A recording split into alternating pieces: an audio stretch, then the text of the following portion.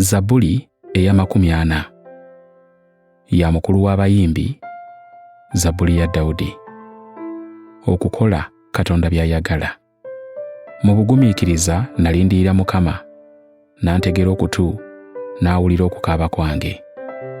Yanzigya mu bunnya obw'okuzikirira ne mu bitositosi, n'ateeka ebigere byange ku lwazi, n'annyweza nga ntambula. Yanjigiriza oluyimba oluggya olutendereza Katonda waffe. Bangi abaliraba kino ne batya ne beesiga Mukama. Wa mukisa omuntu eyeesiga Mukama, atassaamu b'amalala kitiibwa wadde abo abasinza ebitali Katonda. Ayi Mukama Katonda wange, eby'ekitalo by'otukolera bingi, tewali akwenkana. By'otuteekerateekera bingi, sisobola kubimenya kinnakimu wadde okubyogerako, tebibaliko obungi. Ssaddaaka n'ebiweebwayo si by'oyagala, ebyokebwa n'ebiweebwayo olw'ebibi tobyetaaga, wabula wampa amatu mpulire. Ne ndyoka njogera nti nzuuno nzize, ebinjogerako biwandiikiddwa mu muzingo gw'ekitabo.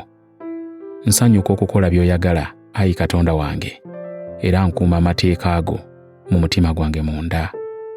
Mbuulidde obulokozi bwo mu kibiina ekinene.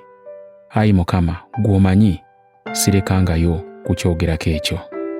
Sikwekanga bulokozi bwo ne sibwogerako. Mbuulidde obwesige bwo n'amazima go, ekisa kyo n'amazima go sibikisanga ekibiina ekinene.